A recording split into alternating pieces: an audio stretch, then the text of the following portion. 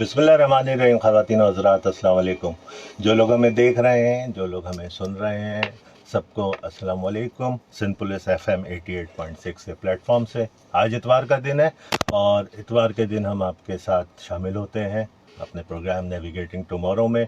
Navigating tomorrow में हमारे साथ कुछ माहिरीन शामिल होते हैं और हम मुख्तलिफ़ मौज़ूआत पे बात करते हैं जो यूथ से रिलेटेड होते हैं, जनरेशन Z से रिलेटेड होते हैं। और हमारी कोशिश होती है कि इस प्रोग्राम में ऐसे मौज़ूआत को शामिल किया जाए, ऐसे सवालात पूछे जाएं जिनसे हमारी यूथ की रहनुमाई हो सके। आने वाले दिनों में के लिए जो उनकी आंखों में सपने हैं, जो उन्होंने बेहतर मुस्तक़बिल के ख्वाब देखे हैं, उन ख्वाबों की ताबीर पाने के लिए, उन सपनों को पूरा करने के लिए हम अपने माहिरीन से मुख्तलिफ़ सवालात पूछते हैं और वो हमें उसी हिसाब से रहनुमाई फरमा रहे होते हैं। हमारी कोशिश होती है कि जो हम माहिरीन अपने साथ शामिल करें, ना सिर्फ वो उन चैलेंजेस से गुजरे हों बल्कि उस इन्वायरमेंट का भी हिस्सा हों जहाँ पे हमारे यूथ को अगले कुछ सालों में, अगले कुछ वक्तों में पहुँचना है, इस माशरे की तश्कील में हिस्सा लेना है और अपना हिस्सा डालना है पाकिस्तान की तामीर और तरक्की के लिए। आज भी हमारे साथ जो साहब हमारे साथ शामिल हैं इस प्रोग्राम में, किसी तारुफ के मोहताज नहीं है। कॉरपोरेट हलकों में अपना एक इदारा मार्केटिंग रिसर्च के हवाले से चला रहे हैं। बहुत सारे लोग वहाँ पर एम्प्लॉयमेंट भी रखते हैं। इसके अलावा दर्स व तदरीस से भी वाबस्ता हैं और ये एक बड़ा ज़बरदस्त कॉम्बिनेशन बन जाता है जब कुछ ऐसी शख्सियात हमें मिल जाती हैं जो कि दर्स व तदरीस से भी वाबस्ता हैं, यानी कि पढ़ाने से भी ताल्लुक़ रखती हैं और साथ साथ कमर्शियल एक्टिविटीज़ से भी ताल्लुक़ रखती हैं। तो बड़ा अच्छा लगता है कि फिर हम दोनों ज़ाविये हमारे कवर हो जाते हैं कि क्या ऐसी स्किल्स, क्या ऐसी तालीम होनी चाहिए जो आगे चलकर नौजवानों को एक अच्छे मुस्तकबिल की तरफ गामजन कर सके। तो वेलकम करते हैं अहमद रशीद को। अस्सलाम वालेकुम अहमद। वालेकुम अस्सलाम व रहमतुल्लाह। बिल्कुल ठीक। सबसे पहले तो बहुत शुक्रिया। मैं हमेशा कहता हूँ इतवार का दिन ज़रा सा फैमिली का दिन होता है और लोग हमारे साथ आते हैं, शामिल होते हैं, तो खुशी होती है कि आप जैसे लोग भी माशरे की तश्कील में, नौजवानों की रहनुमाई में अपना हिस्सा डालने के लिए तैयार हैं। तो बहुत शुक्रिया आपका अहमद। बड़ा एक ज़बरदस्त कॉम्बिनेशन। और मैं जब आपका प्रोफाइल रिव्यू कर रहा था कि दरस व तदरीस से भी वाबस्ता है, एक अच्छी यूनिवर्सिटीज़ में आप कुछ कोर्सेज भी ऑफ़र कर रहे हैं, इसके अलावा अपना एक इदारा भी चला रहे हैं तकरीबन पिछले 12-13 सालों से, अगर मैं गलत नहीं हूँ 15 सालों से। और बहुत सारे लोग यकीनन वहाँ मुलाजिम भी होंगे, बहुत सारे लोग डिफरेंट कैपेसिटीज़ में अपनी खिदमत सर अंजाम दे रहे होंगे। तो मैं पहला सवाल आपसे ये पूछना चाहूँगा कि, और ख़ुसूसन चूँकि हमारा प्रोग्राम नौजवानों के हवाले से, तो ऐसे नौजवान जो अभी डिग्री कर चुके हैं या तकरीबन डिग्री ख़त्म करने के करीब हैं, एग्ज़ाम वगैरह दे चुके हैं, तालीम उनके पास पूरी है, अब चूँकि फ्रेश ग्रेजुएट्स होंगे, तजुर्बा नहीं होगा तो हम उसकी बात नहीं करते। बट बीइंग अ एम्प्लॉयर, अगर मैं आपसे ये पूछूं कि जब आपके यहाँ ऐसे लोग आते हैं मुलाजमत के हुसूल के लिए, एम्प्लॉयमेंट के लिए, तो तालीम तो पूरी है, डिग्री पे आपको पता है इंजीनियर होगा, बिजनेस ग्रेजुएट होगा, फाइनेंस से रिलेटेड चीज़ें होंगी उसके पास, जो सर्टिफिकेट्स होंगे, बट उसके अलावा आप उसकी शख्सियत में क्या देखते हैं, क्या ऐसी चीज़ें हैं? क्योंकि जब तजुर्बा नहीं है तो आपको एक दूसरे ऑप्शन पे जाना है, उसको किसी ना किसी तरह अपने इदारे में या अपने जैसे किसी और इदारे में इंडक्ट करने के लिए। तो आपकी राय बड़ी अहम होगी इस सिलसिले में, हमारे जो लोग हमें देख रहे हैं और सुन रहे हैं उनके लिए, कि ऐसी क्या चीज़ें देखी जाती हैं ऑफिसेज में, उस एनवायरनमेंट में, जो कि मुलाजमत के हुसूल में मदद देती हैं। ओके, वैसा एक चीज़ तो बड़ी क्लियर है कि ये बहुत बड़ा चैलेंज है। आप अगर 90% जॉब्स को देखें तो उसमें तजर्बा रिक्वायर्ड होता है। बहुत कम इदारे ऐसे हैं आपको मिलेंगे जहाँ पे वो कहते हैं कि जी हमें बिल्कुल फ्रेश लोग चाहिए, एक्सपीरियंस नहीं, हम सिखाएंगे। सो मैं अपना एक्सपीरियंस ज़रूर आपसे शेयर करूँगा आपका जवाब देने से पहले। पिछले 15 सालों में हमें ये समझ ली कि इम्तियाज़ है हमारी इदारे का कि हम 150-200 लोगों से ज़्यादा इंडस्ट्री को सप्लाई कर चुके हैं लोग। इससे मतलब क्या है? मतलब ये है कि हमने फ्रेश ग्रेजुएट्स रखे पिछले 15 सालों में 200 के करीब, जिसमें से कुछ अभी भी काम कर रहे हैं, अब वो एक्सपीरियंस हो चुके हैं, लेकिन बहुत बड़ी तादाद 1 साल 2 साल काम करके, अपनी पहली जॉब करके, तजर्बा लेके वो इंडस्ट्री में जा चुकी है। सो आपको वो बहुत ज़रूरी एक काम जो मैं समझता हूँ कि टुवर्ड्स आपको जो जिम्मेदारी है आपकी, उसको करने के लिए सबसे पहली जिम्मेदारी एज एन एम्प्लॉयर हमारी ये बनती है कि हमें ये क्लियर होना चाहिए कि हमें कुछ प्रोपोर्शन ऐसे लोगों का लेना है जो फ्रेश ग्रेड्स होंगे, और उनको आप स्क्रैच से हर चीज़ सिखाएंगे, और वो शायद साल 2 साल नहीं रुकेंगे आपके पास। जो आज की जेन जी का भी आपने हवाला दिया, जो आज का बच्चा है वो 35 साल, मेरे वालिद ने जो है वो एक इदारे में 40 साल सर्व किया है, एक ही इदारे में। तो आप सोच सकते हैं कि पिछले जो बेबी बूमर्स थे उनमें तो loyalty of the organisation was so deeply कूट कूट के भरी हुई थी। तो उनके साथ तो ये बड़ी, लेकिन हम में थोड़ी कम हो गई। फैमिली में कॉन्फ्लिक्ट क्रिएट हो जाता था अगर कुछ उस ऑफिस के हवाले से कुछ, बिल्कुल ऐसे अगर आप किसी मंफी किस्म का कोई जुमला बात कर बोल दें, दे बिल्कुल या ऐसे कुछ ही, उसकी बिल्कुल बुराई कर इतनी दें। वो लॉयल्टी का लेवल जो है वो उससे इतनी वफादारी ऑर्गेनाइजेशन से होती थी, और ऑर्गेनाइजेशन के लेवल पे भी वो ये दोनों चीजें खत्म हो गई हैं। ऑर्गेनाइजेशन के लेवल पे भी कि यार मुझे जरूरत है, पहले था जरूरत नहीं भी है यार, लगा हुआ है बंदा पुराना है, इसको निकालेंगे नहीं। और एम्प्लॉय भी कहता था मुझे अच्छी नौकरी मिल रही है लेकिन यहाँ मैं 20 साल से हूँ, मैं ये छोड़ूंगा नहीं। अब क्या है, मुझे 1 साल हो गया है, मुझे 20,000 रुपये ऊपर मिल रहे हैं, मैं आगे जाऊँगा। ऑर्गेनाइजेशन भी कहती है काम कम हो गया है, ज़रूरत नहीं है, 2 बंदे निकाल दो। सो डाउन साइजिंग की टर्म हमने अभी सुनी 1 डेकेड पहले, जी हाँ, 2 डेकेड पहले। इससे पहले डाउन साइजिंग की कोई टर्म हमने कभी सुनी नहीं थी कि डाउन साइजिंग हो रही है। हमने जो है वो स्विचिंग का टर्म अभी सुनी 2-2.5 डेकेड पहले। उससे पहले अगर 80s की मैं बात करूं तो स्विचिंग का कॉन्सेप्ट जो है वो कभी रेयरली हम सुनते थे। तो जब ये हमें क्लियर हो गया कि जो टैलेंट हमारे पास आ रहा है, जो फ्रेश ग्रेड्स हमारे पास आ रहे हैं, वो ज़रूरी नहीं है कि आपके पास 10 साल काम करें।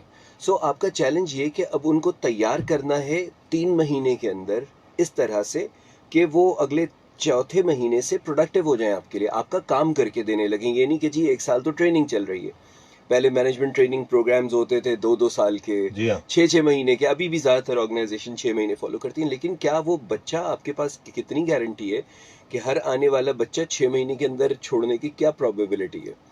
सो मैं आने वाले रिक्रूट्स को हमेशा एक बात कहता हूँ कि आप जब मेरे पास आए हैं आपके जो काम आपको करना है उसमें 10% सब्जेक्ट नॉलेज है, 90% कुछ और है, और वो 90% है IQ और EQ।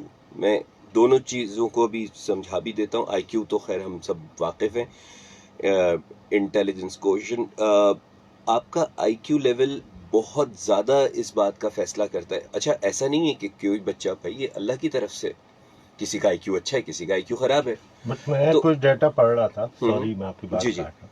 पाकिस्तानी कौम दुनिया की ज़हीन तरीन अक़वाम में से है, एब्सोल्युटली, अल्हम्दुलिल्लाह। और स्पेशली ये जो अब एक नौजवान नस्ल हमारे सामने आ रही है, जिस तरीके की इंफॉर्मेशन एक्सेस है इनको, बिल्कुल जिस तरीके की टेक्नोलॉजी प्लेटफॉर्म्स ये लोग यूज़ कर रहे हैं, तो ये तो दुनिया के चौथे या 5वें नंबर की ज़हीन तरीन कौम में से शुमार हो रहा है। बिल्कुल ऐसे ही, बिल्कुल ऐसे ही। सो एक तो ये कि अल्हम्दुलिल्लाह इतनी ज़रख़ेज़ मट्टी में से हमें ज़्यादातर बच्चे वो मिलते हैं जो अच्छे IQ के साथ आते हैं, लेकिन आपके पास दोनों तरह के रिक्रूट्स आते हैं। ज़रूरी नहीं है कि हर कोई बहुत अच्छे IQ के साथ हो।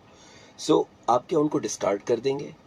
आप क्या, जाहिर सी बात है कि आपने 100 लोगों का इंटरव्यू किया है तो आप 5 लोगों की पोजीशन के लिए 5 ही लोग रखेंगे, आप 95 लोग नहीं रखेंगे। लेकिन क्या आप हर उस आदमी को जो उस रेस में ज़रा सा पीछे रह जाएगा IQ की, जो कि अल्लाह की तरफ से, क्या आप उसको मतलब डिस्कार्ड कर देंगे? नहीं। द आंसर इज़ कि आपने ऐसे प्रोग्राम्स क्रिएट करने जिसमें वो लोग होंगे जो यंग लीडर्स प्रोग्राम एक्सेलरेटेड होगा उनका, वो तेज़ ट्रैक पे चलेंगे, वो सीखेंगे भी जल्दी, प्रोडक्टिव भी जल्दी हो जाएंगे। और कुछ रेगुलर रूटीन लोग होंगे जो इनके सीखने का अमल भी स्लो होगा और उनकी प्रोडक्टिविटी भी देर से शुरू होगी। सो उनके पे ग्रेड्स में, उनके तरक्की में, उनके अगले प्रमोशन में, दोनों में फ़र्क होगा। और अगर कोई समझता है कि जी मेरे साथ ज्यादती हो रही है तो उसको वहां तक जाके परफॉर्म करना होगा, तो वो उनके लिए भी एक चैलेंज होता है कि मैं अगर यंग लीडर्स प्रोग्राम में नहीं हूँ, which is an accelerated growth programme, तो मैं क्यों नहीं हूँ उसमें, मुझ में क्या कमी है, मैं उसको कैसे इंप्रूव करूँ। सो आने वाले हर बच्चे को मैं सिंपली कहता हूँ कि आप जो आपने यहाँ करना है 90% आप लेकर आ रहे हो, मैं उसमें कुछ नहीं कर सकता, विच इज़ योर IQ। आप कितने स्ट्रीट स्मार्ट हैं, आप कितने IQ के साथ आ रहे हैं। 10% सब्जेक्ट नॉलेज है, वो मैं सिखाऊंगा आपको। सो मेरा काम जो है वो 10% सब्जेक्ट नॉलेज देना है, बाकी 90% आप सोचिए कि आज के दौर में ह्यूमन डिसीजन मेकिंग के अलावा करने का काम रह क्या गया है। प्रेजेंटेशन आपकी AI बना रहा है, क्वेश्चनर आपका, हमारी फील्ड में क्वेश्चनर्स बनते हैं सर्वे के लिए, क्वेश्चनर आपका AI बना रहा है, क्वेश्चनर की एप्लीकेशन AI बना रहा है। सो अगर सारे काम AI कर रहा है तो फिर काम करने का रह क्या गया। वो डेलिकेट डिसीजन मेकिंग प्रोसेस, वो जगह जहाँ पे किसी इंसान को सोच के कुछ फैसला करना है, वो फैसला करने के लिए आपको क्या चाहिए, एक बेसिक सब्जेक्ट नॉलेज चाहिए। 90% आपकी उस सिचुएशन की हिसाब से IQ चाहिए जो डिसीजन मेकिंग आपसे करवा सके, और मैनेजर का अप्रूवल चाहिए। और मैनेजर का अप्रूवल, वो तो ऑब्वियसली वो अच्छा, चाहिए चाहिए। अमर, एक सवाल अभी जो आपने बात की कि डेवलपमेंट प्रोग्राम होते हैं, एक्सेलरेटेड होते हैं, तो जब आपके पास एक 5 लोग आ रहे हैं इदारे में, तो इदारा ये किस बुनियाद पर ये डिसाइड करता है कि यार इनमें से 2 तो बहुत सही हैं, 3 एवरेज है, एवरेज हैं मीडियोकर या है। ज़हीन होने के करीब, ज़हीन ये भी हैं या बट ज़रा सा लेवल का फ़र्क है, तो ये 2 तो मुझे लग रहा है कि मेरे फ्यूचर के स्टार बन सकते हैं, मैं इन पे ज़रा सा ज़्यादा इन्वेस्ट करता हूँ, और ये 3 जो है स्टार ये भी बन जाएंगे, बट 3 के बजाय 5 साल लेंगे, 6 साल लेंगे। तो कौन सी ऐसी बुनियादी अवामिल होते हैं, कौन सी ऐसी स्किल्स होती हैं, या कोई, क्योंकि स्किल्स तो या तो आप वक्त के साथ सीखते हैं, या अपने हालात के हिसाब से बिल्कुल सीखते हैं, अपनी बिल्कुल जॉब के हिसाब से बिल्कुल। सीखते हैं, या इदारा आपको उस प्लेटफॉर्म पे डालता है जिसका भी आप जिक्र कर रहे थे। तो आपसे मेरा पूछने का मकसद ये है कि क्या, कौन से ऐसे अवामिल हैं, कौन बिल्कुल, सी मैं ऐसी चीज़ आपकी है। बात पे आता हूँ। देखिए, स्पेसिफिक स्किल्स की अगर बात करें ना, दो चीज़ें, जाहिर सी बात है कि आप मुख्तलिफ यूनिवर्सिटीज़ के एडमिशन का देखते हैं, फास्ट है, नस्ट है, कोई सी भी आप IB है, कोई सी भी आप यूनिवर्सिटी उठाए, आप एक टर्म सुनते हैं एप्टीट्यूड टेस्ट, रुझान का टेस्ट। वो क्या होता है, उसमें ज़्यादातर जो उसका स्टाइल है वो SAT का स्टाइल है, जो ग्लोबल एक स्टैंडर्ड है आपकी, दो चीज़ें मेजर करने का। एक उसमें IQ मेजर करते हैं वो विथ थ्रू मैथमेटिक्स। ज़्यादातर जो सवाल होते हैं वो मैथमेटिकल प्रॉब्लम्स होती हैं जिनको आपने मैथ्स की मदद से हल करना होता है, ठीक है जी। दूसरा कंपोनेंट होता है उसका कम्युनिकेशन, इंग्लिश। और मैं ये समझता हूँ कि कॉर्पोरेट वर्ल्ड में 90%, मैंने क्या कहा, सब्जेक्ट नॉलेज तो आपने सिखानी है ना। कोई सप्लाई चेन में जा रहा है तो सप्लाई चेन बेसिक, ठीक है, MBA वगैरह करके बच्चा आया हुआ है तो उसको बेसिक नॉलेज होगी, लेकिन ऑन द जॉब नॉलेज तो आपने इनकलकेट करनी है, आपने देनी है। तो विच मीन्स कि आपको दो बेसिक, बड़े बहुत ही बेसिक कंपोनेंट आपको ज़रूरत है। पहला कंपोनेंट क्या है, कम्युनिकेशन। अच्छा, मैं चाह रहा हूँ ये जो हम जिक्र कर रहे हैं, जो लोग हमें देख रहे हैं, हाँ, पाकिस्तान में और पाकिस्तान से बाहर, और जो लोग हमें सुन रहे हैं, हाँ, नेशनल FM पर, तो इस बात को ज़रा गौर से सुनिएगा, क्योंकि बच्चे से ज़्यादा ये बात वालिदैन को, बिल्कुल। पेरेंट्स को समझने की ज़रूरत है कि अपने बच्चों को ग्रूम कैसे करना है, Yeah. उनको आगे आने वाले वक्तों के लिए तैयार कैसे करना है।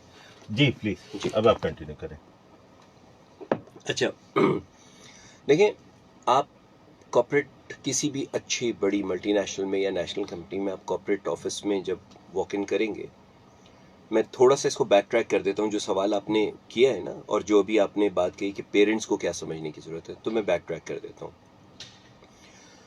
आप किसी भी अच्छे ऑफिस में, अच्छी मल्टीनेशनल कंपनी में जाएं या किसी अच्छी नेशनल कंपनी में जाएं, और वहाँ पे आप रैंडमली 10 लोगों से पूछें तुम्हारा बैकग्राउंड क्या है। अगर इंजीनियरिंग के हैं तो वो नस्ट के होंगे, या IT साइड के हैं तो वो फास्ट के होंगे, मैनेजमेंट साइड के हैं तो वो IBA के होंगे, लम्स के होंगे, ठीक है। बहुत कब बाकी यूनिवर्सिटीज़ के बच्चे आपको निस्बतन बड़ी कंपनीज में कम मिलेंगे। अच्छा, एक स्टेप और पीछे जाएं, उसमें से मेजॉरिटी आप उन यूनिवर्सिटीज़ में चले जाएं और वहाँ पे 10 रैंडमली लोगों को मिलें और पूछें कि आपका बैकग्राउंड क्या है। उसमें से मेजॉरिटी का बैकग्राउंड आपको मिलेगा OA लेवल्स का। ठीक है, इन यूनिवर्सिटीज़ में स्पेसिफिकली आपको मेजॉरिटी कौन से बच्चे मिलेंगे जो OA लेवल्स करके आए हुए हैं। तो वो ऐसा एकेडमिक में वो ऐसा क्या फ़र्क है कि हमारे मैट्रिक सिस्टम का बच्चा उस जगह पे निस्बतन कम पहुंच रहा है, और OA लेवल्स वाला तो बड़ा बेसिक फ़र्क है। OA लेवल्स का जो क्वेश्चन पेपर होता है वर्सेस मैट्रिक सिस्टम का 5 ईयर, कहते हैं कि 5 ईयर की तैयारी कर ले, रट्टा मार लें, हो जाएगा, ठीक है।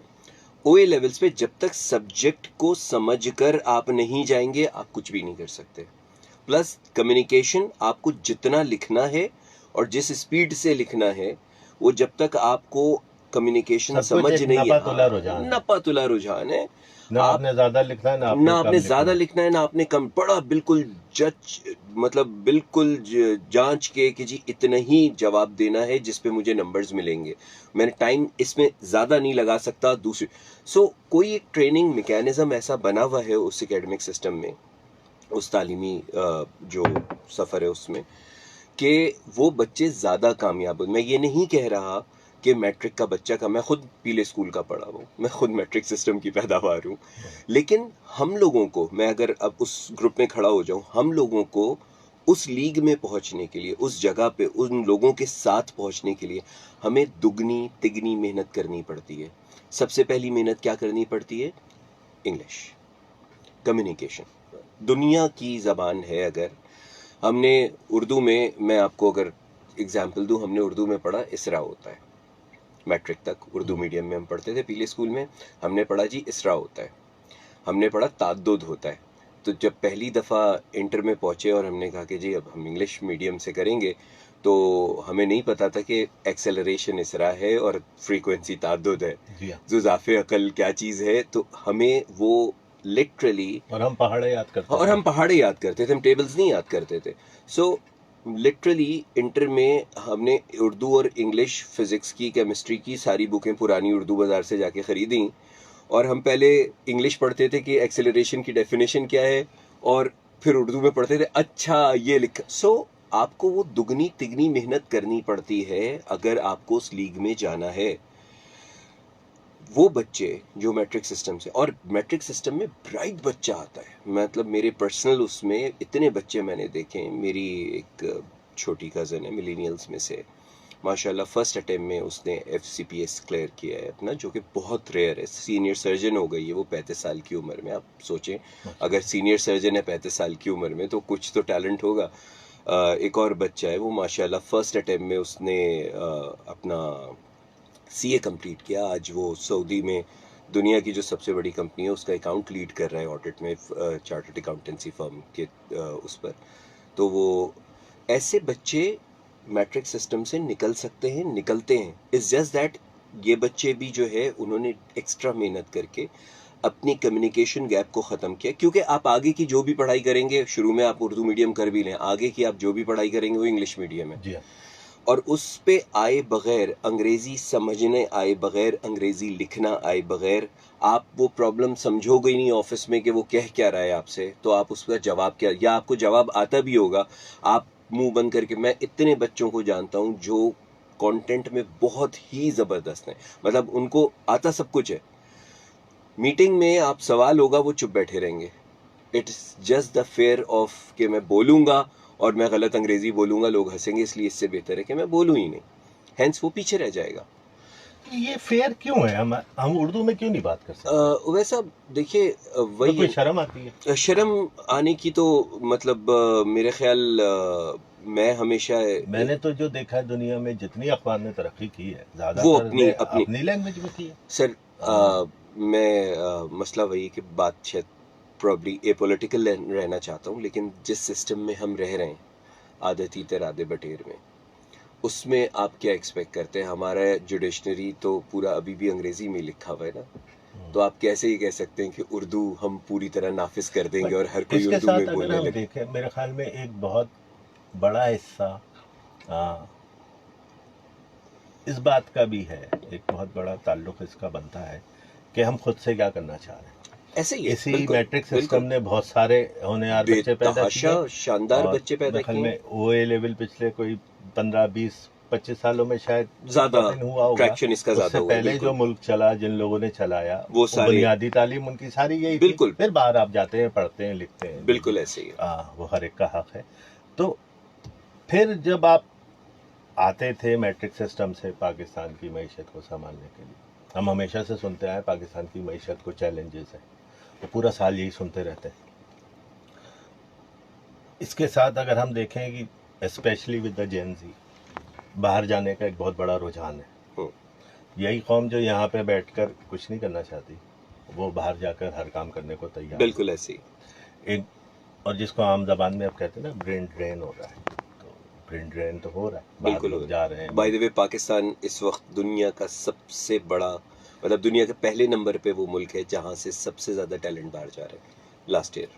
तो नौजवानों को आप ये कैसे समझाएंगे कि वक्ती तौर पे तो इसके कुछ फ़वाइद हैं, आपकी ज़ात को, आपकी इमीडिएट फैमिली को तो शायद इसका कुछ फ़ायदा हो जाए, बट जिस मुल्क से आप ताल्लुक़ रखते हैं, जिस मिट्टी की आप पैदावार है, उसको कितना नुकसान है? देखिए, आप जब तक बराबर के मौक़े यहाँ पर नहीं देंगे और ये यकीन नहीं देंगे कि उनके टैलेंट की कदर होगी, तब तक आप इस ब्रेन ड्रेन को रोक नहीं सकते। आज बड़ी बड़े ममालिक आप देखें, जर्मनी में जितनी भी एडवांस एजुकेशन है वो सारी फ्री है। सो ये एजुकेशन फ्री अगर है तो किसी वजह से ना, और उसमें फ्री होने के साथ साथ जो इवन फॉरेन स्टूडेंट्स भी जो लेते हैं वो उसके लिए भी फ्री है, मतलब जो बाहर से पढ़ने जा रहे हैं। तो अब आप सोचें अट्रैक्शन का क्या लेवल होगा बच्चे के लिए कि मैं वहाँ जाऊँगा, साथ में मुझे इंटर्नशिप भी मिल जाएगी, मुझे उसके पैसे भी मिलना शुरू हो जाएंगे। और इंटर्नशिप ऐसी नहीं होगी, बाकायदा मेरा इंडस्ट्री से कनेक्ट होगा। मैं किसी प्रोफेसर के अंदर जो किसी कंपनी में काम कर रहा होगा, किसी लाइफ प्रोजेक्ट के ऊपर मैं उसके साथ काम कर रहा हूँ और साथ में मैं पढ़ रहा हूँ फ्री। वर्सेस आपके यहाँ की यूनिवर्सिटी का इवन एडमिशन सिस्टम से लेके और पढ़ाई का सिस्टम तक, तो आप कैसे compete करेंगे उन मुल्कों से जो तरक्की में या पैसे देने में या मेरिट की कदर करने में हमसे 10 नहीं, 20 नहीं, 100 हाथ आगे। आप जब तक वो मौक़े, वैसे ही मौक़े उतने ही अट्रैक्टिव उनके लिए यहाँ क्रिएट नहीं करते और जो मेरिट पर मबनी हो, आप कैसे एक्सपेक्ट करेंगे कि जो है वो आपकी टैलेंट यहाँ पर रुकेगा? आपको रोकने के लिए हमें चेंज होने की ज़रूरत है। हम अब जो भी लोग किसी भी तरह का इख्तियार रखते हैं, उनको ये फैसला करना होगा कि क्या इस ब्रेन ड्रेन को रोकना भी है या नहीं रोकना। Are we happy that way? हम जाना देना चाहते हैं, सो लेट देम गो।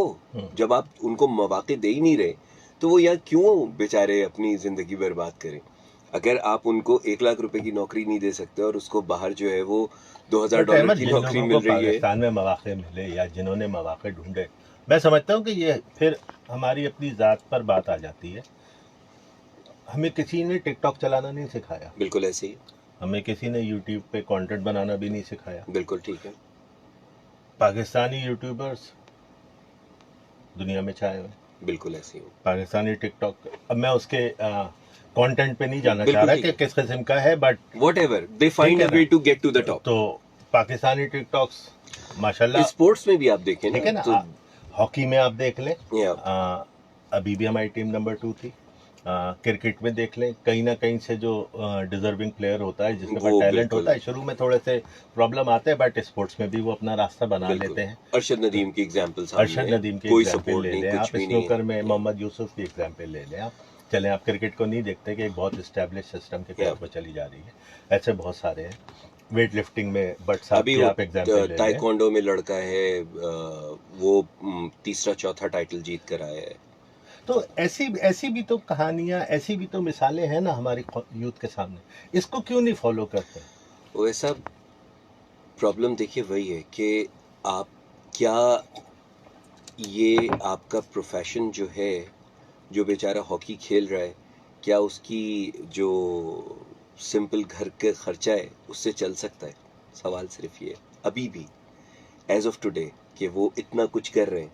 आपके कैप्टन को बुलाकर अगर कहते हैं कि जी 1 हफ्ते के लिए आप इस्लामाबाद आ जाएं टीम प्लानिंग के लिए और आपको 5000 रुपये TADA मिलेगा, विच ही रिफ्यूज्ड। ये मतलब मीडिया की न्यूज़ है, वल्लाह आलम पीछे बिहाइंड द सीन क्या हुआ होगा, बट द थिंग इज हम ये इंडिविजुअल परफॉर्मेंसेस की बेस पर हम कोई ऐसा मॉडल तो क्रिएट नहीं कर रहे जो मैसेस को अट्रैक्ट कर सके। मैसेस को देखें, अरशद नदीम लाख में से 10 लाख में से 1 करोड़ में से एक निकलता है, और जिस तरह से निकलता है वो पूरा स्ट्रगल But- आपको पता है। अगर उसी अरशद नदीम को सही से प्रोपोगेट किया जाए, सही Yeah. से सामने लाया जाए, उसकी स्टोरी बताई जाए कि किस तरह वो अपने कंफर्ट जोन से निकला, उसने सारी मुश्किलात होते हुए भी अपने सफ़र को जारी रखा, मेहनत नहीं छोड़ी, कोशिश नहीं ख़त्म की, और अल्लाह ताला ने उसको उसका इनाम दिया।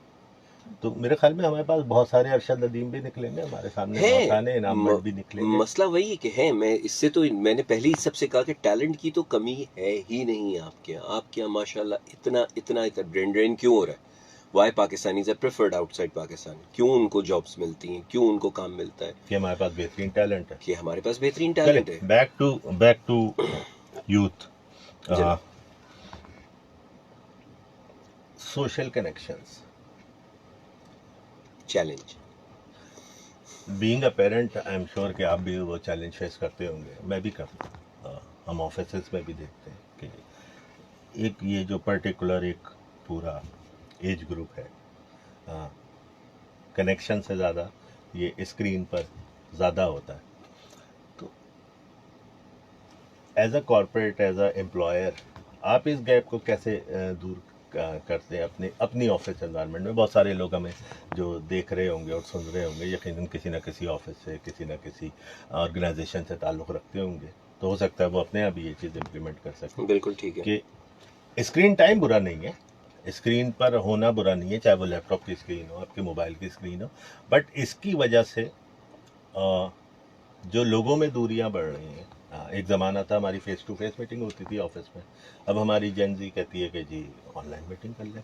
मैं इंटरव्यू के लिए तो मतलब बहुत दूर नहीं आ सकता, ऐसा करें किसी प्लेटफॉर्म पे मिल लेते हैं Yeah. और have my interview done. Immediate result भी चाहते हैं वो इसका। ऐसे तो इसके जो इम्पैक्ट्स हैं, या इसके कुछ अच्छी साइड्स भी होंगी, आपका टाइम बच रहा है, आप वो टाइम किसी और अच्छी जगह पे लगा कम्युनिकेशन सकते हैं। कॉस्ट बच रही But है, सब कुछ है। जो आपके एक सोशल कनेक्शन एस्टेब्लिश होता था, एक लोगों से आप बात करते थे और आप बात करते हुए भी बहुत कुछ सीखते थे, मेरे ख्याल में वो ख़त्म ही हो गया है। बिल्कुल ऐसी है, बिल्कुल तो ऐसी है। अपने इदारे में आप इसको कैसे देखते हैं? इकबाल ने आज से कोई 150 साल की बात, बल्कि पौने 150 साल की बात हो गई तकरीबन, इकबाल ने एक शेर कहा था, अगर आप इजाज़त दें तो मैं शेयर करना चाहता हूँ आपसे। है दिल के लिए मौत मशीनों की हुकूमत, है दिल के लिए मौत मशीनों की हुकूमत, एहसास मुरव्वत को कुचल देते हैं आलात। और उसकी तशरीह आज के दौर में हम देख रहे हैं। घर में बाप बेटा, भाई बहन, अम्मा अब्बा, फूफी खाला सब मौजूद हैं, एक कमरे में मौजूद हैं, या आपस में बातचीत नहीं कर रहे हैं। बात मोबाइल पे ग्रुप पे मैसेज एक दूसरे को कर रहे हैं, लेकिन आपस में बात नहीं कर रहे। ऑर्गेनाइजेशन में भी ये चैलेंज इससे बड़ा है। हमारे यहाँ इस वक्त जाने की एक बहुत बड़ी वजह, एक मल्टीनेशनल कंपनी हमसे जब उसको ज़रूरत होती है वो हमारे एम्प्लॉयज़ को कॉल करती है, उसमें से जो जो जाने के लिए राज़ी हो जाता है उसे बुला लेती है। जाने की जो सबसे बड़ी वजह एग्जिट इंटरव्यू में बताते हैं कि जी वहाँ पे हमें वर्क फ्रॉम यार ये तो होम बड़ी मिल अच्छी रहा है। बात है, अगर किसी को मल्टीनेशनल में जॉब करनी है तो आपका ऑफिस ज्वाइन जी कर लें। अल्हम्दुलिल्लाह, ये बिल्कुल है। मैंने आपसे कहा ना कि पिछले 15 साल में अल्हम्दुलिल्लाह इंडस्ट्री को हम 200 लोग तैयार माशाल्लाह। करके दे चुके हैं।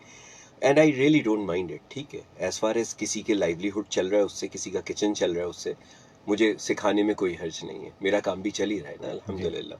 सो वो बच्चे जाने की जो सबसे बड़ी वजह बताते हैं कि जी वर्क फ्रॉम होम मिल रहा है हमें। हमारे यहाँ बड़ा जोर रहा कि जी वर्क फ्रॉम होम कर दें, 2 दिन कर दें, 1 दिन कर दें, जुम्मा कर दें, ये कर दें, वो कर दें।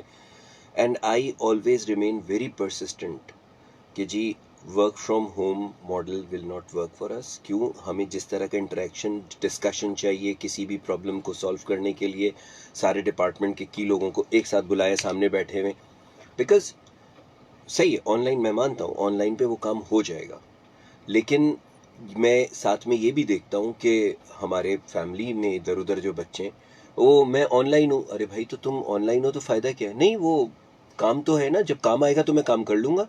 काम तो मैंने 2 घंटे में कर लिया था, बाकी मैं सिर्फ ऑनलाइन हूँ देयर आर डिवाइसेस जो आपका क्लिक और करती रहती हैं ताकि अगले को एक्टिविटी पता चलती रहे कि सो ये सब क्यों हो रहा है?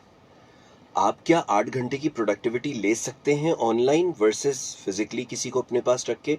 The answer is no, absolutely not. आपको वो फिजिकल इंटरैक्शन रिप्लेस नहीं कर सकता। मेरी वो प्रेजेंटेशंस जो मैं क्लाइंट को ऑफलाइन देता आई मीन ऑनलाइन देता हूँ वर्सेस जहाँ पे मैं फिजिकली, जो डिस्कशन अभी हम कर रहे हैं, आपके ख्याल में ये फीलर अगर मैं फ़ोन पर होता अभी आपके साथ, ये फीलर आपको मिल रहा होता? बिल्कुल। मेरी बॉडी मूवमेंट, कहाँ इंटेंसिटी देना चाहता हूँ, किस बात को स्ट्रेस कर रहा हूँ, कहाँ पे मैं थोड़ा सा डिप्रेस फील कर रहा हूँ, ये सारे इमोशंस आपके पास कैसे ट्रांसलेट हो रहे हैं? बिकॉज ऑफ जो आप मेरे करीब बैठे हैं और मुझे ऑब्जर्व कर रहे हैं। जी हाँ। और ये चीज़ बच्चों का हमारा, मैंने 2 चीज़ें कही थी, IQ और EQ शुरू में। अगर मैं दूसरी चीज़ कनेक्ट कर दूं, EQ इज़ इमोशनल क्वोशंट। हमारे बच्चों का IQ तो बहुत अच्छा होता जा रहा है, हमारे बच्चों का EQ बड़ी तेजी से, अटैचमेंट दूसरों से कम होती जा रही है। और उसके मतलब नुकसान फैमिली के अंदर भी हमें देखने को मिल रहे हैं। पहले आपका ऑफिस दूसरा घर होता था, क्यों? आपके ऑफिस में आपके 4 दोस्त होते थे जिनके साथ आप खाना भी खाते थे, शाम को आप बाहर भी निकलते थे, आप जो है उनके साथ घूमने, फिल्म भी देखते थे, शॉपिंग भी उनके साथ कर, वो दूसरा घर होता था आपका। आज वो बच्चे इवन साथ खाने के लिए रेगुलरली नहीं जाते एक दूसरे के।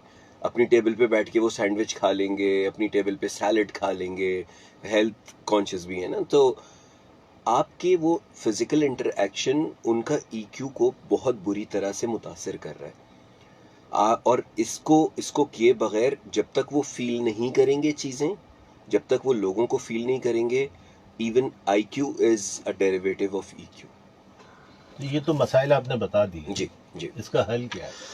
हल देखें, पहली चीज़ तो ये कि जैसे मैंने कहा एक तो जनरेशन है वो ये काम कर रही है, उसको ये नॉर्मल लगता है। बिल्कुल।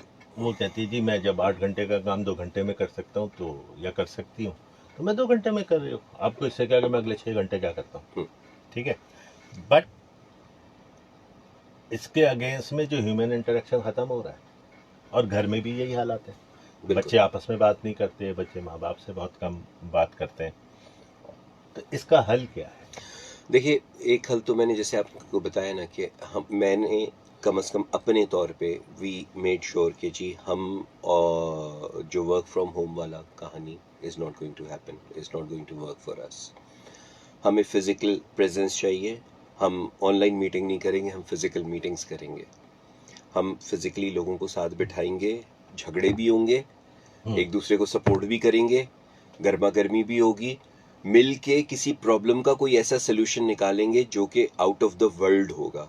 और आउट ऑफ द वर्ल्ड कोई चीज़ निकालने की, यूरेका करने के लिए आपको इसी तरह की इंटीग्रेटेड टीम चाहिए होती है जो फिजिकली साथ बैठी हो, आपकी ब्रेन पावर्स को मल्टीप्लाई कर रही हो। क्योंकि ये सारी फिजिक्स और साइंस हमें पता है कि 7 लोगों की टीम बनने से और इंडिविजुअली काम करने से क्या फ़र्क पड़ता है। So we are making sure कि हम वर्क फ्रॉम होम को डिस्करेज करते हैं अनटिल अनलेस इट इज़ कोई बहुत बीमार है या घर से हड्डी टूट गई है बंदे की, पैर की, नहीं आ सकता। ठीक है यार, वर्क फ्रॉम होम करो, जेन्युइन रीज़न है, प्रेग्नेंट है कोई, एक्सटेंडेड लीव पर जाना चाहता है अदर देन मैटरनिटी लीव, ठीक है भाई, इस कंडीशन में नहीं कम्यूट कर सकते, आप घर से काम करो। अनटिल अनलेस कोई जेन्युइन रीज़न नहीं है, आप फिजिकल इंटरेक्शन रखें, जितना मैक्सिमाइज कर सकते हैं उसको। प्लस दूसरी चीज़, हम एक बड़ी छोटी सी एक्टिविटी करते हैं हर महीने, एटलीस्ट हर महीने एक दफ़ा हमारा एक होता है हैप्पी आवर। उस हैप्पी आवर में no politics, no office politics, no office work, nothing. 2 घंटे के लिए सब जमा होंगे। तो आप ऑफिस में नेविगेटिंग टुमारो चला रहे हो? जी जी, ऑफिस में वो नेविगेटिंग टुमारो हम क्या करते हैं कि उस हैप्पी आवर में मिनट टू मिनट टाइप के गेम, छोटे छोटे टीम गेम्स, कि जी 2 बंदों ने अपने सर से मिला के ये कप उठाना है, लिफ्ट करना है, दोनों साथ चलेंगे तो कप नहीं गिरेगा, दोनों आगे पीछे हो जाएंगे तो कप गिर जाएगा। अब ये प्रॉक्सिमिट एक्स्ट्रा करिकुलर, जब उनको team games, challenging team games देते हैं कि भाई ये आपने बलून्स को इस तरह से यहाँ से इस हूप में से गुजारना है, एक आदमी वहां से फेंकेगा, दूसरा उसको पुश करेगा, वॉट एवर। सो इस तरह के टीम गेम्स हम डिजाइन करते हैं उसके लिए, जिसमें वो हंसते भी हैं, वो लड़ते भी, यार तुमने ठीक नहीं किया, यार तुमने ये हरवा दिया, यार तुम स्लो थे, और वो अरे यार तुमने और मैंने मिलके ये जो एक सबसे जबरदस्त किया है, हम जीत गए। वो जीत गए जो जब एज टीम आता है ना, this is the way you bond the team, this is the way you actually create वो जो मिसिंग लिंक है आपका कम्युनिकेशन गैप का, ईक्यू कम होने का, उसको हम ब्रिज करने की कोशिश करते हैं इससे। And I think it so far it's working for us. एक कॉन्सेप्ट होता है मेंटरशिप का। यस। हमारे जो यूथ में एक, इसको बीमारी तो नहीं कहूँगा, एक इशू मैंने देखा, और स्पेशली जो मेल साइड से लड़के हैं, कि अगर कोई प्रॉब्लम आता है तो सबसे पहले वो अपने किसी दोस्त से रुजू करते हैं। ऐसे ही मैंने पहले भी एक प्रोग्राम वो तो शादी से पहले भी दोस्त से रुजू करते। तो मैंने पहले भी एक प्रोग्राम में कहा था कि अगर आपकी तबीयत खराब होती है तो आप डॉक्टर के पास तो आप डॉक्टर के Yeah, पास जाते हैं, yeah. आप दोस्त के पास नहीं जाते। ऐसे ही और जब आपको कोई सोशल चैलेंज या जॉब से रिलेटेड चैलेंज या आता है तो आप किसी दोस्त के पास जाते हैं जो कभी उन हालात से गुजरा भी नहीं होता। ऐसे ही हाउ इम्पोर्टेंट इट इज़ कि यूथ जो हमारी है ऑफिस में मौजूद है या जो अब ऑफिस ज्वाइन करने के काबिल है, उसके पास एक मेंटोर होना चाहिए, उनको एक मेंटोर से बात करनी चाहिए, एक ऐसा बंदा जो उनको वक्तन फ़वक्तन गाइड करता रहे और कोच करता रहे डिफरेंट चीज़ों पर, ताकि उससे उनकी ना सिर्फ शख्सियत में निखार आए, बात करने के तरीक़े बदलें, सोचने का तरीक़ा सबसे पहले बदले, दुनिया को देखने के जाविये चेंज हो। आज तक एक ही लेंस से हम सब कुछ देखते आ रहे हैं। तो ऐसे सिस्टम यूथ के लिए क्या इम्पोर्टेंट है? वैसा बड़ा बड़ा मतलब ट्रेजेडी वाला क्वेश्चन कर लिया आपने। मतलब मैं इसे ट्रेजेडी इसलिए कह रहा हूँ कि मैं यूनिवर्सिटी में जो पढ़ा रहा हूँ, जाहिर सी बात है कि अपनी मसरूफियात में से वक्त निकाल के यूनिवर्सिटी जाना, क्लास की तैयारी, फिर बच्चों की इवैल्यूएशन भी करनी है, ठीक है, अच्छा खासा टाइम लेता है आपसे। लेकिन जो कोर रीज़न था मेरा यूनिवर्सिटी जाने का और अपनी जो सब्जेक्ट एक्सपर्टीज़ हैं स्पेसिफिकली उस सब्जेक्ट को मुझे कुछ वापस देना है, जो इस मट्टी से लिया है इस मट्टी को वो वापस देना है। अगर मैंने 30 साल में कोई एक्सपर्टीज़ डेवलप की है, अल्हम्दुलिल्लाह इंटरनेशनली अगर मेरी एक्सपर्टीज़ को जो है वो रिकग्नाइज़ किया गया है, तो वो जो कुछ भी इंटरनेशनल एक्सपीरियंस और लोकल एक्सपीरियंस मेरे पास है वो वापस भी तो मैं कुछ करके जाऊँ। जब मैंने यूनिवर्सिटी शुरू की तो पहले सेमेस्टर में मुझे बड़ी हैरत हुई कि अगर 40 बच्चों की क्लास थी तो 40 में से कम 18 बच्चे 20 बच्चे मेरे पास आए वक्तन फ़वक्तन, और मुझसे कोर्स की कोई सलाह लेने के लिए नहीं आए। वो सारे के सारे मुझसे आए अपनी करियर प्रोग्रेशन डिस्कस करने के लिए, अपनी पॉसिबल जॉब स्विचिंग डिस्कस करने के लिए। एक आते हैं कि जी मैं कंटेनर कंपनी में काम करता हूँ, मैं अगर चाहूँ तो मैं एंटरप्रेन्योरशिप कर सकता हूँ, यानी अपनी कंपनी खोल सकता हूँ, ये चैलेंजेस हैं, ये मुझे सपोर्ट मिल सकती है, आप बताएं कि किस तरफ जाना चाहिए, मैं कंटिन्यू करूँ या ये करूँ या वो। दूसरा बच्चा आया कि जी मैं इस कंपनी में काम करता हूँ, इस कंपनी की ये कुछ है, दूसरी कंपनी से मुझे ये ऑफ़र है जिसमें मुझे डिपार्टमेंट स्विचिंग का मौका मिल रहा है, मैं इस डिपार्टमेंट में ही अपने आप को आगे लेके जाऊँ या मैं स्विच कर जाऊँ, मैं ये पढ़ना चाहता हूँ, आगे के ये कोर्सेज उठाऊँ मैं, या मैं AI पढ़ूँ, या मैं डेटा माइनिंग पढ़ूँ, या मैं मार्केटिंग पढ़ूँ, या मैं सेल्स का कोर्स उठाऊँ। सो वो बच्चे actually they crave for it, उनको वो भूख बड़ी शदीद है भाई, बहुत शदीद भूख है कि वो चाहते हैं कि हमें कोई ऐसा बंदा मिले जिसको ये रास्ता आगे तक पता हो। ऐसा ना हो कि वो मेरे दोस्त की तरह जो अपने तुकबंदी से मुझे मशवरा दे, rather they crave for it कि यार कोई ऐसा आदमी चाहिए जिसको ये सारी पॉसिबल डिसीजन ट्री पूरा पता हो कि यहाँ जाओगे तो ये होगा, यहाँ जाओगे तो ये होगा, ये करोगे तो ये होगा, ये कर, और मैं उससे मशवरा करूं। लेकिन ऐसा अनफॉर्चुनेटली कोई चैनल नहीं है। चैनल से मुराद ये मीडिया वाले चैनल नहीं, चैनल से मुराद कोई ऐसा प्लेटफॉर्म नहीं है।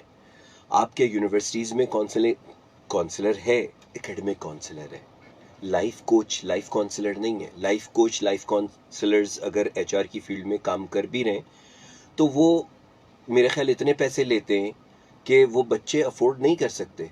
फी सबीलिल्लाह कितने लाइफ कोचेस, कितने लाइफ करियर काउंसलर्स आपने देखे हैं या आप वाकिफ़ हैं? मेरी तो नॉलेज में ऐसा नहीं है। और अपने ख़ानदान से लेके, अपनी बिरादरी से लेके और अपने आसपास, इवन ऑफिस में, आप यकीन करेंगे बल्कि आप हंसेंगे कि यार ये अजीब आदमी है। There are kids who came to me, मेरे पास आए और कहा कि सर मुझे फ़लानी कंपनी से ऑफ़र आई है, आपके ख्याल में मुझे जाना चाहिए या नहीं? मतलब to that extent I have, मैंने कोशिश ये की है कि मैं उनको वो कॉन्फिडेंस दे सकूं कि वो आएँ और ये सवाल भी, ये मशवरा भी मुझसे कर सकें। वरना कोई बेवकूफ़ी होगा कि अपने करंट एम्प्लॉयर से पूछे कि मैं दूसरी कंपनी जाऊं या नहीं जाऊं। बट वो ट्रस्ट आपको इस्टेब्लिश, और इस जनरेशन से ट्रस्ट इस्टेब्लिश किए बगैर आप ये समझें कि खुल के आपसे हर बात कर लेंगे, ऐसा नहीं होने वाला। आपको उनके लेवल पे लेके जाना पड़ेगा अपने आप को। फूफा करते रहेंगे आप, हूँ हाँ करते रहेंगे, they are not never going to listen to you. आपको एम्पैथाइज करना पड़ेगा, उनको समझना पड़ेगा कि उनके प्रॉब्लम्स हैं क्या। एक रिलेशन बिल्ड करना पड़ेगा, रिलेशन ट्रस्ट बिल्ड करना पड़ेगा, ट्रस्ट उनका। जीतना पड़ेगा। ओनली देन वो चैनल खुल सकता है। और इंस्टीट्यूशनली, सॉरी मैं बस ख़त्म करूँगा इस बात को, इंस्टीट्यूशनली यूनिवर्सिटीज़ को, मसाजिद को, फैमिलीज़ को, बिरादरियों को आगे आना होगा इस तरह के प्लेटफॉर्म्स क्रिएट करने के लिए। जब तक ये प्लेटफॉर्म नहीं क्रिएट होंगे, भाई आपके मोहल्ले में कोई ऐसी कमेटी है जहाँ पे 4-5, एक फाइनेंस का बंदा सीए है, एक डॉक्टर है, एक इंजीनियर है, एक आईटी का बंदा है, एक मार्केटिंग का बंदा है, ये 5 लोग इस मोहल्ले में रहते हैं, किसी भी बच्चे को हेल्प चाहिए, ये संडे को बैठेंगे इतने से इतने बजे। आपने क्रिएट किया? नहीं किया। मैंने किया? नहीं किया। मतलब आप सोचिए ना कितना छोटा यूनिट की मैं बात कर रहा हूँ, एक मोहल्ला, 20 घर। और जो अच्छे एरियाज हैं वहाँ पे इस तरह की एक्सपर्टीज मिल जाना कोई बड़ी चीज़ नहीं है, कम से कम वहीं हो जाइए। किसी यूनिवर्सिटी में आपने देखा कि यार लाइफ काउंसलर, एकेडमिक काउंसलर नहीं, लाइफ काउंसलर मौजूद है, जाओ अपनी जिंदगी डिस्कस असल में करो। एक बहुत बड़ा गैप है बहुत हमारी बड़ा gap। एकेडमिया में और हमारे कॉर्पोरेट में, Yes। जिसको फिल होना ज़रूरी है। हम Absolutely। चल रहे हैं प्रोग्राम के इख्तितामी मराहिल की तरफ। सो आखिरी सवाल, सबसे पहले तो it was a pleasure to have you. मुझे वक्त गुजरने का यकीन कीजिए कि बिल्कुल एहसास ही नहीं हुआ कि और हमारी कोशिश थी कि हम ज़्यादा से ज़्यादा कवर कर सकें। बस एक लास्ट सवाल है आपसे, last piece of advice, suggestion for youth, इस मुल्क की बेहतरी के लिए क्या कर सकते हैं? हमारी नई जनरेशन। ओके, ये सवाल इसलिए भी ज़रूरी है कि आज़ादी का महीना है, कुछ दिन बाद यौम आज़ादी है, और हर साल की तरह हम, और इस साल तो ज़्यादा ही जोशो खरोश है आज़ादी के हवाले से। हमने पिछले कुछ अरसे में बहुत ज़बरदस्त कामयाबी हासिल की, चाहे वो अस्करी महाज पर हो, चाहे वो खेलों के मैदानों से हो, चाहे वो सिफारती लिहाज से हो, तो पूरी कौम इसमें मुबारकबाद की मुस्तहिक है। और बट इसके साथ साथ जिम्मेदारी भी बहुत ज़्यादा बढ़ जाती है। इसके साथ साथ हमारे कंधों पे वो कुछ और वज़न आता है कि इस मुल्क की बेहतरी के लिए क्या कर सकते हैं, कैसे हमारी कोशिशें होनी चाहिए, किस डायरेक्शन में होनी चाहिए, कि जहाँ पर हम इस मुल्क की मईशत को, इस मुल्क के आवाम को और पूरे पाकिस्तान को ही मैं कहूँगा कि एक बेहतर मुस्तकबिल की तरफ गामजन कर सकें। आखिरी के कुछ अल्फाज। वैसे जो जनरेशन है हमारी, ये बड़े हीरे बच्चे हैं। क्यों? हमसे बेहतर है। लोग कहते हैं कि यार ये आज की नई नस्ल तो बिल्कुल नहीं, हमसे ये असल बात यही है कि हमसे बेहतर है, ये हमसे और शायद हमारी नस्ल ये बात मानने से नहीं मानेगी। हाँ। नहीं मानेगी। ये हमसे बेहतर है। क्यों? इनकी सीखने की रफ्तार ज़्यादा है, इनके समझने की रफ्तार ज़्यादा है, ये डिसीजन मेकिंग में बहुत है। अच्छा, EQ जहाँ कम हुआ है वहाँ ये बड़े रुतलेस हो गए डिसीजन मेकिंग में। ये कोई झूठ बोल रहा होगा ना फैमिली में, ये साफ बोलेंगे नहीं फुप्पो आप झूठ बोल रही हैं, या फुप्पो आप गलत कह रही हैं। हम और आप ये हिम्मत कभी नहीं कर सकते थे कि अपने वालिद को, फुप्पो को, खाला को, किसी को कहें कि आप ये गलत बात कर रहे हैं, असल बात ये सही है। वो हिम्मत हम में नहीं थी, इन बच्चों में है। सो इतने मल्टी टैलेंटेड, इतने आउटस्पोकन, इतने, इन बच्चों को सिर्फ और सिर्फ हमें ये राह दिखानी है कि अपने आप को किसी एक फील्ड में, MBAs को कहते थे मास्टर ऑफ ऑल, वो jack of all pots master of none. अब वो जुमला थोड़ा बदल गया, jack of all pots master of one क्यों jack of all pots? With Google आपको दुनिया की हर चीज़ आपके फिंगर टिप्स पे नॉलेज। हम कोई एक सब्जेक्ट, कोई एक प्रॉब्लम पढ़ना होता था तो लाइब्रेरियाँ भागते थे, किताबें निकाल के ग्लॉसरी से देख के, तो वो मतलब 4 किताबों से जाके कहीं मिलता था, वो आज 1 सेकंड में सिर्फ वॉइस कमांड से उनके पास एआई बता देता है या गूगल बता देता है। सो उनके पास नॉलेज बेतहाशा है, उसकी प्रोसेसिंग स्पीड भी उसी ज़्यादा हिसाब है। से ट्यून्ड है वो। इज जस्ट दैट कि उनको अपने आप को इस बात पे डिटरमिन करना है कि कोई एक फील्ड पकड़ के मैं थोड़ा सा ये कर लूँ, थोड़ा सा ये कर लूँ, थोड़ा सा ये कर लूँ, और एंड अप कुछ भी नहीं कर रहा। सो एक फील्ड अपनी जो है वो पकड़ें, उसमें अपने आप को कम से कम 2 3 4 साल दें। ये जो जंपिंग है बहुत अच्छी चीज़ है, लेकिन कम से कम एक बेसिक अपना फील्ड को बुनियादें अपनी मजबूत बुनियाद करें। मजबूत कर लें। रुकें इतना कि उसके सब्जेक्ट की ग्रास्प अच्छी हो जाए, और उसके बाद वो जाएं दुनिया एक्सप्लोर करें। और साथ में जो सबसे पहली चीज़ मैंने कही थी, basic skills, communication, IQ, decision making. IQ कब काम आती है? डिसीजन मेकिंग, जी। Quick decision making and communication. ये 2 चीज़ें अगर पकड़ लें शुरू से, फैसला करने की क़ुव्वत पैदा करें, बिल्कुल। अपने अंदर बुनियादी कम्युनिकेशन स्किल्स को बेहतर करें। और ये था हमारा आज का प्रोग्राम नेविगेटिंग टुमारो। उम्मीद है आप सबको पसंद आया होगा। फेसबुक पे आप हमें अपना फीडबैक दे सकते हैं। उसके लिए आपको हमारा फेसबुक पेज लाइक करने की ज़रूरत है। उस पर जाइए, लाइक कीजिए, हम अपने आरा से ज़रूर कीजिएगा। अहमद, बहुत शुक्रिया आपका दोबारा। जज़ाकल्लाह, थैंक और इंशाल्लाह ज़िंदगी रही तो फिर आपको ज़हमत देंगे। यू। श्योर, कैसे ये 1 घंटा गुजरा मैं पता भी आई नहीं लगा। Really would love to. मैं खुद भी हैरान हूँ कि 1 घंटा इतनी जल्दी भी गुजर सकता जी है। हाँ, तो यही खासियत है नेविगेटिंग टुमारो की। मैं फिर कहूँगा, आज़ादी का महीना है। आज़ादी का महीने को भरपूर तरीके से एंजॉय करें, ये वक्त एंजॉय करें। और जो जो हमने कामयाबी हासिल की हैं, इस पे खुशी मनाने का यही वक्त है। अपना, अपने मुल्क का, अपने शहर का बहुत ख्याल रखिएगा। जाते जाते पाकिस्तान जिंदाबाद।